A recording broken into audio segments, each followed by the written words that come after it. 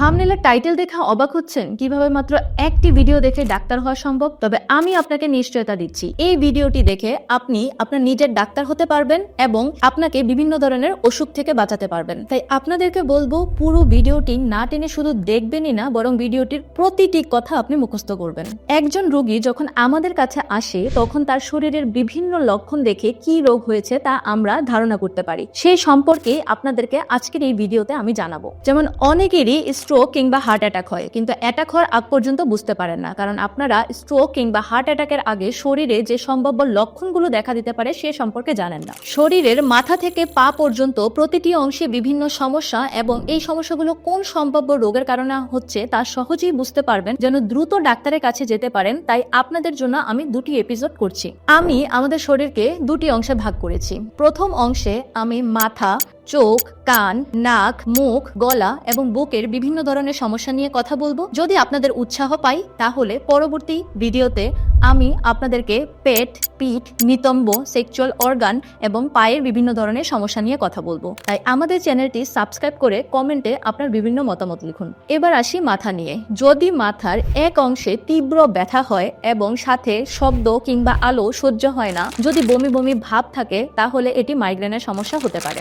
যদি মাথার সামগ্রিক অংশে তীব্র চাপ কিংবা অনুভূতি হয়, তবে এটি টেনশন হেডেকের কারণে হতে পারে। যদি মাথার সামনের দিকে, বিশেষ করে আমাদের কপালের এই অংশটিতে ব্যথা হয়, সাথে নাকে কিংবা নাকের চতুর্দিকে এই এরিয়াটিতে ব্যথা থাকে, সাথে নাক বন্ধ থাকে, তবে আপনার সাইনোসাইটিস থাকতে পারে। যদি মাথার পিছনের দিকে ব্যথা হয় এবং ব্যথা ঘাড়ের দিকে ছড়িয়ে যায়, তাহলে দুটি জিনিস ধারণা করতে হবে: উচ্চ রক্তচাপ আছে কিনা এবং চোখে কোনো ধরনের সমস্যা আছে কিনা। যদি আপনার মাথার সামগ্রিক অংশে তীব্র ব্যথা হয়, সাথে বমি বমি ভাব থাকে, চোখে আপনার দেখতে অসুবিধা হয় কিংবা চোখে আপনি ডাবল দেখে থাকেন, তাহলে ব্রেন টিউমার হয়েছে কিনা সে সম্পর্কে আপনাকে ভাবতে হবে এবং অবশ্যই দ্রুত ডাক্তারের পরামর্শ নিতে হবে। যদি মাথায় ব্যথা হয় এবং সেই সাথে কারো মুখ বেঁকে যায় কিংবা শরীরের এক পাশ অবশ হয়ে যায়, তাহলে সেটি রক্তক্ষরণজনিত স্ট্রোকের কারণে হয়েছে কিনা সে সম্পর্কে ভাবতে হবে এবং দ্রুত হাসপাতালে দিতে হবে। যদি কেউ বসা থেকে উঠতে গেলে মাথা ঘোরানোর মতো অনুভূতি হয় কিংবা ভারসাম্য হারিয়ে ফেলছেন বলে মনে হয়, তবে তা সম্ভাব্য কয়েকটি রোগের কারণে হতে পারে, যেমন নিম্ন রক্তচাপ, ডিহাইড্রেশন। আমাদের কানের ভিতরে ভেস্টিবুলার অ্যাপারেটাস নামে একটি অঙ্গ রয়েছে, সেটাতে যদি কোনো কারণে সমস্যা হয়, কিংবা বিনান পারঅক্সিসমাল পজিশনাল ভার্টিগো নামে একটি রোগ রয়েছে, সেই রোগের কারণে। মাথায় চুল পড়া অন্যতম একটি কমন সমস্যা। মাথার নির্দিষ্ট অংশ থেকে যদি চুল পড়ে যায়, তবে তা অ্যালোপেশিয়া এরিয়াটা কিংবা মাথার ত্বক, যাকে আমরা স্কাল্প বলে থাকি, সেখানে যদি কোনো কারণে ফাঙ্গাল ইনফেকশন হয়, যেমন মাথার ত্বকের দাদের কারণে হতে পারে। যদি অত্যধিক মাত্রায় চুল পড়তে থাকে এবং তা যদি মাথার সমগ্র অংশ জুড়েই হয়ে থাকে, তবে কয়েকটি রোগের কথা চিন্তা করতে হবে, যেমন থাইরয়েডের কোনো রোগ আছে কিনা, কিছু অটো ইমিউন রোগ যেমন সিস্টেমিক লুপাস ইরিথ্রোমাটোসাস, যেটা কিনা মেয়েদেরকে বেশি হয়ে থাকে, এবং ম্যালনিউট্রিশন বা পুষ্টির অভাবজনিত রোগ যেমন ভিটামিন ডি এবং ভিটামিন B9 বা বায়োটিনের ডেফিসিয়েন্সি হয়ে থাকে। আরেকটি ইম্পর্টেন্ট কারণ রয়েছে যার কারণে চুল পড়তে পারে, সেটি হচ্ছে মানসিক অবসাদজনিত রোগ। যদি মাথার ত্বক বা স্কাল্পে চুলকানি হয় কিংবা লালচে দাগ বা ফুসকুড়ি দেখা যায়, তবে সেবোরিক ডার্মাটাইটিস কিংবা ফাঙ্গাল ইনফেকশন জনিত রোগ আছে কিনা ভাবতে হবে। যদি দেখেন আপনি কিংবা আপনার আপনজন কেউ খুব সহজেই কোনো কিছু ভুলে যাচ্ছে, অর্থাৎ তার মেমোরিতে সমস্যা দেখা দিচ্ছে, তবে তা কয়েকটি রোগের কারণে হতে পারে, যেমন ডিপ্রেশন, মানসিক অন্যান্য যে রোগগুলো রয়েছে সেগুলো, সাথে ডিমেনশিয়া এবং আলজাইমার। চোখের সাদা অংশ লাল হয়ে যাওয়া কিংবা চোখে চুলকানি, চোখ দিয়ে পানি পড়া, চোখে জ্বালা পোড়া, এই সমস্যাগুলো কয়েকটি রোগের কারণে হতে পারে। এর মধ্যে অন্যতম হচ্ছে কনজাংটিভাইটিস। কনজাংটিভাইটিস ব্যাকটেরিয়াল, ভাইরাল কিংবা অ্যালার্জিক হতে পারে। এছাড়াও ড্রাই আই সিনড্রোম বা চোখের শুষ্কতা জনিত রোগ কিংবা ইউভিআইটিস রোগেও চোখ লাল হয়ে যেতে পারে। দৃষ্টিশক্তি ঝাপসা হয়ে আসা বর্তমানকালে অন্যতম একটি কমন সমস্যা। শিশু থেকে বৃদ্ধ বর্তমানে এই সমস্যায় অনেক ভুগে থাকেন। চোখের রিফ্রেক্টিভ ইরোর রোগের কারণে এটি সবচেয়ে বেশি হয়ে থাকে। যদি কাছের জিনিস দেখতে ঝাপসা মনে হয়, তবে তাকে হাইপারমেট্রোপিয়া বলে, আর যদি আমার মতো দূরের জিনিস দেখতে সমস্যা হয়, তবে তাকে মায়োপিয়া বলা হয়। এছাড়াও চোখের ছানি কিংবা ক্যাটারেক্ট, গ্লুকোমা এবং রেটিনোপ্যাথি নামক রোগেও চোখের দৃষ্টিশক্তি কমে আসে। চোখ থেকে পানি পড়া চোখের বিভিন্ন রোগের অন্যতম একটি প্রধান লক্ষণ, যেমন চোখের বিভিন্ন সংক্রমণ যা ভাইরাস কিংবা ব্যাকটেরিয়া দিয়ে হতে পারে, চোখে অ্যালার্জিক ইনফেকশন কিংবা ন্যাজোল্যাক্রিমাল ডাক্ট অবস্ট্রাকশন, এই রোগগুলোতে চোখ দিয়ে পানি পড়ার সমস্যা থাকতে পারে। চোখে ব্যথা যা তীব্র কিংবা মৃদু হতে পারে। চোখে যদি ব্যথা হয়, চোখ নাড়াতে গেলে ব্যথা লাগে, তাহলে optic neuritis, glaucoma, corneal ulcer, এই সমস্যাগুলো আছে কিনা ভাবতে হবে এবং অতি সত্বর চক্ষু বিশেষজ্ঞের পরামর্শ নিতে হবে। টায়া, ব্লেফারাইটিস, ক্যালাজিয়ন, এগুলো চোখের আরো কিছু রোগের নাম। চোখের অঞ্জনি হয়নি এমন কাউকে খুঁজে পাওয়া মুশকিল। চোখের স্টায়া বা চোখের অঞ্জনি হলে সাধারণত চোখের পাতা ফুলে যায় এবং চোখের পাতার মাঝখানে লাল রঙের বাম্পস দেখা যায়। এগুলো ব্যথা কিংবা ব্যথাহীন হতে পারে। রাতকানা রোগের নাম শুনিনি এমন কাউকে খুঁজে পাওয়া যাবে না। এই রোগে সাধারণত কম আলো কিংবা রাতে দেখতে অসুবিধা হয়। ভিটামিন এ এর অভাবের কারণে রাতকানা রোগ হয়ে থাকে। দুই চোখের দৃষ্টি অসমান কিংবা ডাবল ভিশনের মতো সমস্যা সাধারণত চোখের যে পেশিগুলো আছে সেই পেশির দুর্বলতাজনিত রোগ কিংবা অপটিক নার্ভের সমস্যা বা ব্রেন টিউমার হলে দেখা দিতে পারে। তাই ডাবল ভিশনের মতো সমস্যা হলে আপনারা বিলম্ব না করে ডাক্তারের পরামর্শ নিন। মুখে দুর্গন্ধের কারণে অনেকেই অন্যের সামনে লজ্জায় পড়ে থাকেন কিংবা নিজেও অস্বস্তিতে ভুগে থাকেন। আবার কেউ কেউ মুখের দুর্গন্ধকে স্বাভাবিকভাবে নিয়ে থাকেন। মুখের দুর্গন্ধ যেসব কারণে হতে পারে তা হচ্ছে bad oral hygiene, periodontal disease অর্থাৎ দাঁত এবং মাড়ির সমস্যা, গ্যাস্ট্রিক বা পেটের সমস্যা, লিভারের সমস্যা, কিডনির সমস্যা। তাই মুখে দুর্গন্ধ দেখা দিলে তা স্বাভাবিকভাবে না নিয়ে অবশ্যই ডাক্তারের শরণাপন্ন হতে হবে। বেশ কিছু রোগে মুখে ঘা কিংবা আলসার দেখা যেতে পারে, যেমন পুষ্টির অভাবজনিত রোগ, বিশেষ করে আয়রন কিংবা ভিটামিন বি2 বা রিবোফ্লাভিনের অভাবের কারণে। এছাড়াও মুখগহ্বরের সংক্রমণ যা ভাইরাস কিংবা ব্যাকটেরিয়া দ্বারা হতে পারে, এমনকি মুখগহ্বরের ক্যান্সার হলেও কিন্তু মুখে ঘা কিংবা আলসার হতে পারে। মানসিক অবসাদজনিত রোগে ভুগে থাকলেও মুখে ঘা বা আলসার হয়। দাঁতের গোড়া বা মাড়ি থেকে রক্তপাত হলে কয়েকটি রোগের কথা ধারণা করতে হবে, যেমন স্কারভি যা ভিটামিন সি অভাবের কারণে হয়ে থাকে, লিভারের রোগ যেখানে ভিটামিন কে এর অভাব দেখা দেয়। এছাড়াও রক্ত জমাট বাঁধা বাধাগ্রস্ত হয় এমন কিছু রোগ যেমন হিমোফিলিয়া। এছাড়াও দাঁত এবং মাড়ির সমস্যা অর্থাৎ পেরিওডন্টাল ডিজিজের ক্ষেত্রেও দাঁত বা মাড়ির গোড়া দিয়ে রক্তপাত হতে পারে। অনেকেই ড্রাই মাউথ বা মুখের শুষ্কতাজনিত সমস্যায় ভুগে থাকেন। যেসব রোগের কারণে ড্রাই মাউথ হতে পারে, যেমন লালা গ্রন্থি বা স্যালাইভারি গ্ল্যান্ডের কোনো রোগ, এছাড়াও অটো ইমিউন রোগ যেমন শগ্রেন সিনড্রোম, কিছু ওষুধের পার্শ্ব প্রতিক্রিয়া যেমন ডিপ্রেশনে ব্যবহৃত এমিটিভ টেলিং। এবার আসি গলা নিয়ে। যদি আপনার ঢোক গিলতে ব্যথা পান কিংবা ঢোক গিলতে অসুবিধা হয়, গলা শুকিয়ে যায় কিংবা কাশি হয়, সাথে গলায় জ্বালা পোড়ার মতো হয়, তবে সম্ভাব্য কয়েকটি কারণে হতে পারে, যেমন কোনো ভাইরাল ইনফেকশন যেটা সর্দি কাশি বা কমন কোল্ড হতে পারে, কোনো ব্যাকটেরিয়াল ইনফেকশন যেমন স্ট্রেপ্টোককাল ফেরিনজাইটিস, এছাড়াও টনসিলাইটিস কিংবা গলার সামনে যে থাইরয়েড গ্রন্থি থাকে এই থাইরয়েড গ্রন্থিতে কোনো কারণে প্রদাহ যেমন থাইরয়েডাইটিস।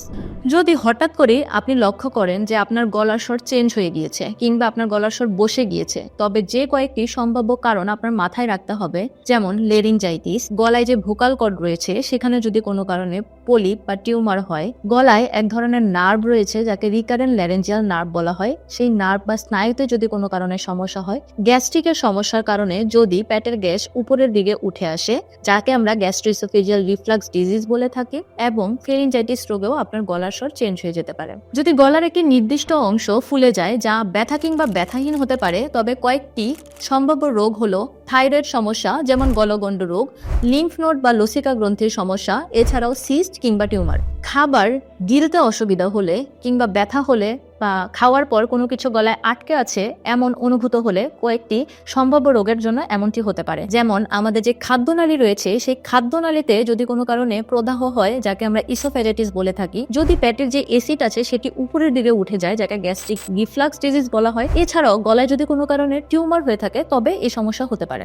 যদি শ্বাস নিতে সমস্যা হয়, শ্বাস নেওয়ার সময় বাঁশির মতো আওয়াজ শোনা যায়, তবে গলায় যে সমস্যাগুলো আমাদেরকে ধারণা করতে হবে, কণ্ঠনালীর মুখ সংকুচিত হয়ে গিয়েছে কিনা, কণ্ঠনালীতে কোনো ধরনের প্রদাহ হয়েছে কিনা, এছাড়া গলায় কোনো ধরনের টিউমার হয়েছে কিনা। কানে ব্যথা কানের বিভিন্ন রোগের কারণে হতে পারে, যেমন মধ্য কানে যদি কোনো কারণে ইনফেকশন বা সংক্রমণ হয় যেটি কিনা ভাইরাস কিংবা ব্যাকটেরিয়া দ্বারা হতে পারে, তাহলে কানে ব্যথা হয়। এছাড়াও বাইরের কানেও যদি সংক্রমণ দেখা দেয় কিংবা বাইরের কানে ফলিকুলাইটিস বা ফোড়া হয় তাহলেও কান ব্যথা হতে পারে। কান থেকে হলুদ কিংবা সবুজ তরল বের হলে তা মধ্য কানের সংক্রমণের জন্য হতে পারে, একে অটাইটিস মিডিয়া বলা হয়। এছাড়াও অটাইটিস এক্সটার্না অর্থাৎ বাইরের কানে যে খৈল আছে সেই খৈলে সংক্রমণ হলেও একইভাবে দুর্গন্ধযুক্ত হলুদ কিংবা সবুজ তরল বের হতে পারে। কানের ভিতর চুলকানি কিংবা কানের বাইরের অংশে লালচে ভাব হয়ে যাওয়া সাধারণত কানের এক্সিমা রোগের জন্য হতে পারে। শ্রবণ শক্তি হ্রাস পাওয়া কানের কয়েকটি রোগে হয়ে থাকে, যেমন অটাইটিস মিডিয়া উইথ ইফিউশন অর্থাৎ মধ্য কানের সংক্রমণজনিত কারণে কানের ভিতর পানি জমা। এছাড়াও অটোস্ক্লেরোসিস নামক একটি রোগেও শ্রবণ শক্তি হ্রাস পায়। বার্ধক্যজনিত কারণে শ্রবণ শক্তি হ্রাস পাওয়া বা প্রেসবায়ো একিউসিস, কানের পর্দা যদি কোনো কারণে ছিদ্র হয়ে যায় সেটি আঘাতের কারণেও হতে পারে কিংবা মধ্যকানের সংক্রমণের কারণেও হতে পারে, এসব রোগে শ্রবণ শক্তি হ্রাস পায়। যদি ঘন ঘন হাঁচি, নাক দিয়ে পানি পড়া কিংবা নাক বন্ধ হয়ে যাওয়ার মতো সমস্যায় ভুগে থাকেন, তবে তা কয়েকটি রোগের কারণে হতে পারে। অ্যালার্জিক রাইনাইটিস, সাইনোসাইটিস কিংবা সাধারণ সর্দি। নাক দিয়ে রক্ত পড়ার কয়েকটি সম্ভাব্য কারণ হলো নাকে আঘাত লাগা, উচ্চ রক্তচাপ, রক্ত জমাট বাঁধতে পারে না এমন রোগ কিংবা নাকের পলিপ বা টিউমারের অস্বাভাবিক বৃদ্ধি। নাক দিয়ে পানির মতো পরিষ্কার তরল বা স্রাব বের হলে এটি সাধারণত ব্রেইনের সিএসএফ লিকের কারণে হতে পারে। এটি মাথায় অস্ত্রোপচারের পর কিংবা মাথায় কোনো কারণে আঘাত লাগলে ওই কারণে হতে পারে। কিছুক্ষণ হাঁটলেই যদি আপনার বুকে ভারী চাপ কিংবা ব্যথা অনুভূত হয় কিন্তু রেস্ট নেওয়ার পরেই তা কমে যায়, তবে ভাবতে হবে আপনার হার্ট ঠিকমতো রক্ত সরবরাহ পাচ্ছে না। এটিকে অ্যানজাইনা রোগ বলা হয়। যদি কিছুক্ষণ হাঁটলেই আপনার বুকে ভারী চাপ কিংবা ব্যথা অনুভূত হয় এবং রেস্ট নিলেই যদি ব্যথাটা কমে যায়, তাহলে বুঝতে হবে আপনার হার্ট ঠিকমতো রক্ত প্রবাহ পাচ্ছে না। এটিকে অ্যানজাইনা রোগ বলা হয়। যদি হঠাৎ করেই বুকে তীব্র চাপ কিংবা ব্যথা অনুভূত হয়, ব্যথা যদি বুকের মাঝখানে কিংবা বাম দিকে থাকে, ব্যথা যদি ছড়িয়ে বাম হাতে, ঘাড়ে, চোয়ালের দিকে যায় কিংবা পিছনের দিকে যায়, সাথে যদি বমি ভাব হয় কিংবা অতিরিক্ত ঘাম হয়, তবে ধারণা করতে হবে আপনার হার্ট অ্যাটাক হয়েছে কিনা। সেক্ষেত্রে অবিলম্বে আপনাকে হাসপাতালে যেতে হবে। যদি শ্বাস নিতে গেলে কিংবা নড়াচড়া করলে আপনার বুকের ব্যথা বেড়ে যায়, তবে সেটি কয়েকটি কারণে হতে পারে। এটি হতে পারে বুকের যে মাংসপেশি আছে সেই মাংসপেশি কোনো কারণে টান খাওয়ার জন্য, কিংবা আমাদের হার্ট যে ঝিল্লি দ্বারা আবৃত থাকে সেই ঝিল্লিতে কোনো কারণে সংক্রমণ, যাকে পেরিকার্ডাইটিস বলা হয়। বুকের মাঝখানে কিংবা গলায় যদি জ্বালাপোড়াজনিত ব্যথা হয়, তাহলে তার সম্ভাব্য কারণ হচ্ছে গ্যাস্ট্রাইটিস, পেপটিক আলসার, যাকে আমরা সাধারণ ভাষায় গ্যাস্ট্রিক আলসার বলে থাকি। এছাড়াও যদি কোনো রোগ যেখানে পাকস্থলীর অ্যাসিড উপরের দিকে উঠে আসে, অর্থাৎ গ্যাস্ট্রোইসোফেজিয়াল রিফ্লাক্স ডিজিজ। হঠাৎ বুক যদি দ্রুত কিংবা অনিয়মিতভাবে ধরফর করা শুরু করে, তবে সম্ভাব্য কারণ হতে পারে অতিরিক্ত মানসিক চাপ বা অ্যাংজাইটি, হার্ট ঠিকমতো বিট করতে পারে না এমন রোগ অর্থাৎ এরিথমিয়া, হাইপারথাইরয়েডিজম কিংবা শরীরের লবণের তারতম্য বা ইলেকট্রোলাইট ইমব্যালেন্স। শ্বাস নিতে কষ্ট হওয়া কিংবা অল্প একটু কাজ করলেই যদি শ্বাস প্রশ্বাসে অস্বস্তি দেখা দেয়, তবে তা কয়েকটি রোগের কারণে হতে পারে। যারা পূর্বে হাঁপানি কিংবা অ্যাজমা রোগে ভুগছেন, যদি কোনো কারণে এই অ্যাজমা রোগটা বেড়ে যায়, সিওপিডি নামক একটি রোগ যা সাধারণত ধূমপায়ীদের বেশি হয়, এমনকি হার্ট ফেলিওরেও এই সমস্যা হতে পারে। যদি শ্বাস নেওয়ার সময় বাঁশির মতো শো শো শব্দ হয়, তবে তা অ্যাজমা বা হাঁপানির কারণে, কিংবা যারা অ্যালার্জি বা ধুলাবালির প্রতি অতি সংবেদনশীল বা হাইপার সেন্সিটিভ সেই কারণে বা ব্রঙ্কাইটিস রোগের কারণে হতে পারে। যদি কারো অনেক বেশি কাশি হয়, কাশির সাথে জ্বর আসে, কাশির সাথে কফ বের হয়, কফের সাথে অনেক সময় রক্ত বের হয়, তবে তার নিউমোনিয়া কিংবা ব্রঙ্কাইটিস রোগ হয়েছে কিনা ধারণা করতে হবে। যদি কারো কাশি 3 সপ্তাহের বেশি সময় ধরে থাকে, সাথে গায়ে হালকা হালকা জ্বর থাকে এবং বিকেলের দিকে জ্বরটা বেড়ে যায়, এছাড়াও যদি ওজন ধীরে ধীরে কমতে থাকে, তবে যক্ষা হয়েছে কিনা ভাবতে হবে এবং অতি সত্বর হাসপাতালে গিয়ে কফ পরীক্ষা করার মাধ্যমে যক্ষা নির্ধারণ করতে হবে আছে কিনা এবং ওষুধ শুরু করতে হবে। আমার এই ভিডিও থেকে আপনারা যদি কিছুটা হলেও উপকৃত হন, তাহলে অবশ্যই কমেন্ট করে জানাবেন, আমার চ্যানেলটি সাবস্ক্রাইব করবেন এবং বেশি বেশি শেয়ার করে অন্যকে জানানোর সুযোগ করে দিবেন। আপনাদের অনুপ্রেরণা পেলে একইভাবে আমি আমার সেকেন্ড এপিসোডের কাজ শুরু করব।